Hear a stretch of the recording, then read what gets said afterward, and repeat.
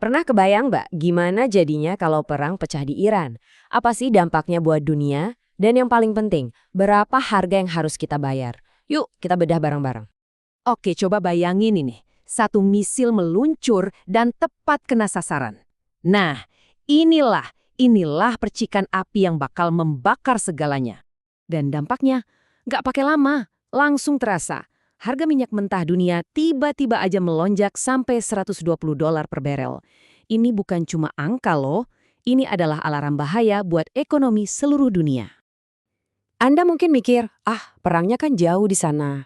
Jangan salah. Efeknya itu bakal langsung nyentuh dompet kita masing-masing. Percaya deh, dunia kita bakal ikut berubah. Oke, sebelum kita bahas dampaknya lebih jauh, kita perlu paham dulu gimana sih konflik ini bisa mulai dan jadi segede ini. Lihat deh, ini bukan perang lokal biasa. Serangan udara langsung menghantam kota-kota besar di Iran. Nggak berhenti di situ, Israel nyerang sekutunya Iran di Lebanon. Iran? Jelas balas dong, mereka nyerang balik Israel dan fasilitas-fasilitas energi penting di Teluk. Bahkan, pangkalan militer AS di Irak juga kena target. Sampai-sampai wilayah udara Turki pun ikut terseret. Ini konflik regional yang eskalasinya cepat banget. Dan di tengah-tengah semua kekacauan ini, Teheran malah menunjuk pemimpin baru yang dikenal garis keras, Mojtaba Khamenei. Nah, ini jelas bukan pertanda bagus buat perdamaian ya. Justru sebaliknya, ini kayak sinyal kalau Iran udah siap buat perang jangka panjang.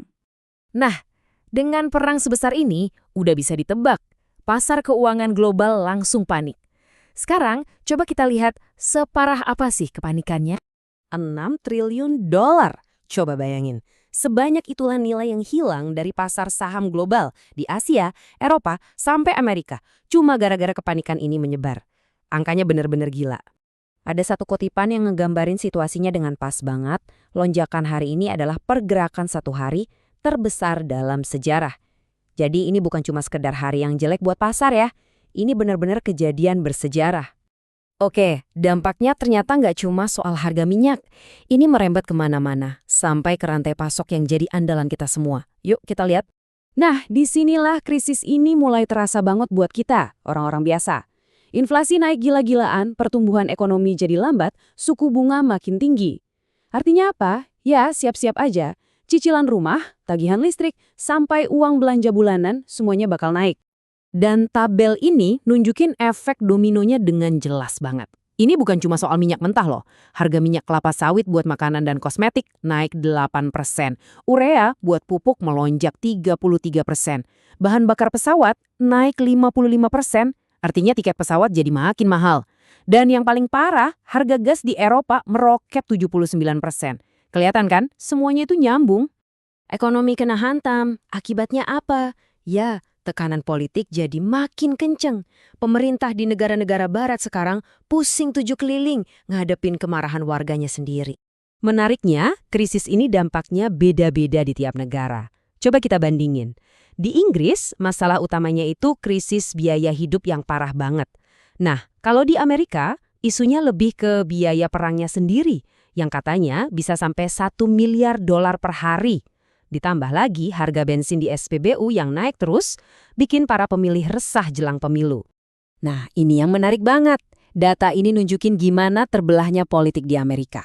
Lihat deh, 86% pendukung Partai Republik ternyata setuju sama perang ini. Sementara itu, mayoritas dari Partai Demokrat dan pemilih independen justru menentang. Beda banget kan? Jomplang. Oke, ini semua ngebawa kita ke pertanyaan yang paling penting. Terus, ujungnya bakal gimana? Pascal Lamy, mantan kepala WTO, bener-bener ngerangkum dilema utamanya. Jadi kata dia, ini tuh kayak ada dua kubu. Kubu pertama punya senjata militer yang super kuat. Kubu kedua senjatanya itu ekonomi, yaitu minyak. Ini adu kekuatan militer lawan kekuatan ekonomi. Jadi, dari sini kita bisa lihat ada dua skenario ke depan. Skenario pertama, perangnya singkat, cuma beberapa minggu. Kalau begini, guncangan harga minyak masih bisa diredam pakai cadangan strategis. Dan kelihatannya pasar keuangan sekarang lagi berharap skenario inilah yang terjadi. Tapi, ada skenario kedua, perangnya berjalan berbulan-bulan. Nah, kalau ini yang terjadi, dampaknya bakal jauh lebih besar. Ini bisa memicu inflasi gila-gilaan, jadi pukulan telak buat ekonomi global, dan bahkan bisa mempengaruhi hasil pemilu di Amerika. Jadi, pada akhirnya, kita ditinggalkan dengan satu pertanyaan besar. Dalam konflik global kayak gini, senjata pamungkasnya itu sebetulnya apa sih? Kekuatan militer atau kendali atas ekonomi?